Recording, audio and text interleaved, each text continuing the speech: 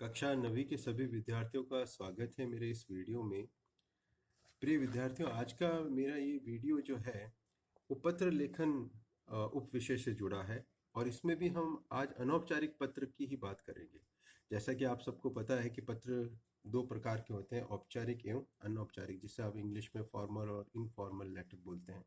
तो कक्षा 9वीं के पाठ्यक्रम में अनौपचारिक पत्र ही शामिल है और आज हम इस वीडियो में उसी पर चर्चा करने वाले हैं। अनौपचारिक पत्र और औपचारिक पत्र की के बीच में जो सबसे बड़ा अंतर है वो यही है कि अनौपचारिक पत्र में हम अपने मन के भावों को अभिव्यक्त करते हैं, जबकि औपचारिक पत्र में दिए गए विषय के ऊपर ही हम अपनी मंतव्य या अपनी बात कम से कम शब्दों में प्रस्तुत करते हैं। अनौपचारिक पत्र की वैसे देखा जाए तो कोई शब्द सीमा नहीं है, आप उसमें चाहे जितना लिख सकते हैं, लेकिन क्योंकि प्रश्न दिया जाता है और प्रश्न किसी विषय से संबंधित होता है, इसलिए आपको अनौपचारिक पत्र भी कुछ शब्द सीमाओं के अंतर्गत ही समाप्त करना पड़ता है। सामान्य दृष्टि से सोचे तो अनौपचारिक पत्र हम जिनके साथ हमारे व्यक्तिगत संबंध है, भावात्मक संबंध है, उन व्यक्तियों को, परिवार के सदस्यों को, मित्रों को, या कोई ऐसा व्यक्ति जो किसी यात्रा के दौरान आपका बहुत प्रिय हो गया, उससे आप पत्र के माध्यम से बात करते हैं, तो वो पत्र लेखन अनौपचारिक पत्र कहलाता है। इस पत्र लेखन में ध्यान रखने के लिए जो महत्वपूर्ण बातें वो यही है कि भाषा आपकी सरल हो और शिष्टाचार पूर्ण हो। अगर आप अपने पिता को पत्र लिख रहे हैं तो उस पिता के योग्य शिष्टाचार वाले शब्दों का प्रयोग करें। मित्र को लिख रहे हैं तो उसके मित्र के साथ में शिष्टाचार की जो सीमा होती है उस सीमा में रहकर आप उन शब्दों का प्रयोग करें। अनावश्यक या दिखावे के लिए शब्दों का प्रयोग कम से कम करें।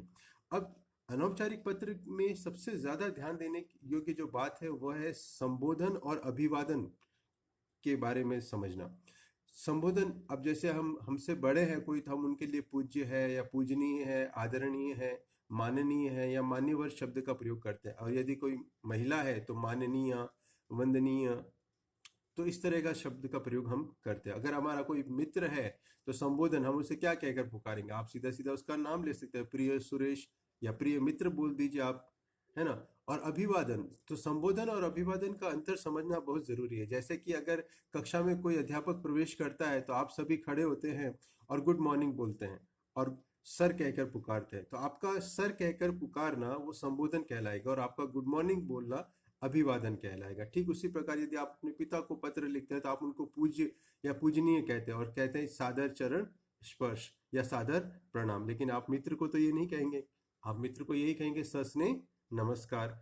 तो ये अभिवादन और संबोधन के जो काम में आने वाले जो शब्द है, ये प्राय हर व्याकरण की पुस्तक में मिलते हैं, जो आप उसको उस टेबल के अंतर्गत आप उनको अच्छे से देख सकते हैं। मैंने यहाँ कुछ शब्द लिखे हैं इस संदर्भ में। समापन करते समय भी वही चीज, आपका प्रिय पुत्र, आपकी प्रिय पुत्री या तुम्हारा प्रिय मित्र, इस तरह के संबंध सूचक शब्दों का प्रयोग हम करते हैं। अनौपचारिक पत्र का प्रारूप जो है वो कुछ इस प्रकार होता है। प्रेषक का नाम एवं पता। प्रेषक से अभिप्राय जो लिख रहा है पत्र को, और सामान्यतः आपने लगभग हर पत्र में देखा होगा लिखा होता है परीक्षा भवन, क्योंकि बच्चा एग्जाम हॉल में बैठा होता है। तो एग्जाम हॉल तो ऑब्वियस है कि आप जब आंसर लिख रहे हैं, आंसर शीट में लिख रहे हैं, तो आप अपनी निजी जानकारी नहीं दे सकते, अपनी व्यक्तिगत जानकारी नहीं दे सकते। तो वहाँ आप परीक्षा भवन लिख देते हैं और कोई भी काल्पनिक शहर का नाम नई दिल्ली लिख देते हैं। यहाँ देखिए दिनांक यहाँ आती है, और उसके बाद कई प्रारूप में तो जिसको आप पत्र भेज रहे हो उसका पता दिनांक के बाद आता है और कई जगह नहीं भी आता। तो हम मान लेते हैं कि दिनांक के बाद आप उस व्यक्ति विशेष का पता लिखेंगे जिसे आप अपना पत्र लिख रहे हैं। उसके बाद आता है संबोधन और अभिवादन, ये दोनों अलग अलग लाइनों में लिखे जाएंगे। और मैं यहाँ पर आपको अनुमति दूंगा कि आप दिनांक जो है, दिनांक के बाद एक लाइन छोड़ सकते हैं और दिनांक के ऊपर एक लाइन छोड़ सकते हैं, अन्यथा आपको वैसे देखा जाए तो लाइन कहीं पर भी छोड़ने की आवश्यकता नहीं है।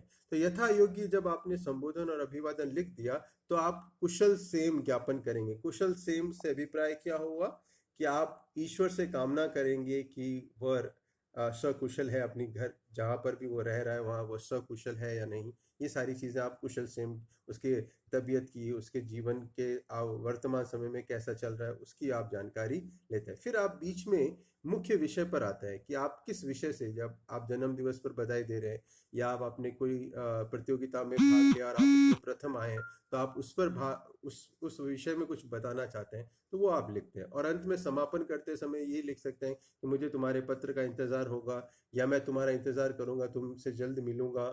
इस तरह की समापन वाक्य हम कहते हैं। और आखिर में हम लिखते हैं संबंध का उल्लेख, हमारा उसके साथ संबंध क्या है।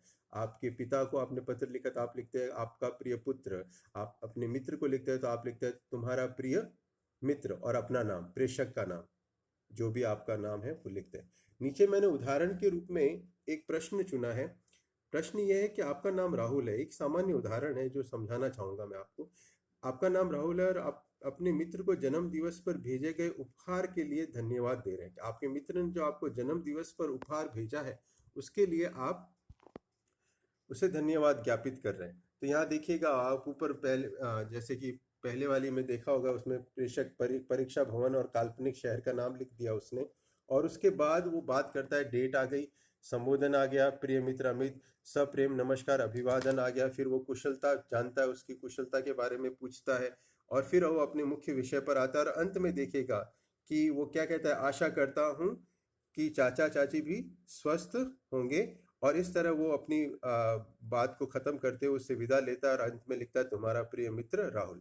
तो कुछ इस तरह आपको अनौपचारिक पत्र का लेखन करना है। इस वीडियो में जो मैंने आपको पूर्व में जो जानकारी दी है, किन बातों का ख्याल रखना चाहिए, उन चीज़ों को आप नोट डाउन करें और इसका पत्र का प्रारूप भी लिखें। धन्यवाद।